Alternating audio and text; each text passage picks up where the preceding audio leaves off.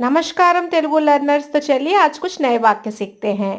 बात करो, మాట్లాడు, वहां मत जाओ, అక్కడికి వెళ్ళవద్దు, यहाँ आओ, ఇక్కడికి రా, बाहर जाओ, బయటికి వెళ్ళు, अंदर आओ, లోపలికి రా, वहां बैठिए, అక్కడ కూర్చోండి, इधर आइए, ఇక్కడికి రండి, खाना खाइए, భోజనం చెయ్యండి, జల్దీ आओ, త్వరగా రా, ఇసే పకడో, దీన్ని పట్టుకో, కోई बात नहीं, ఏమీ పర్వాలేదు।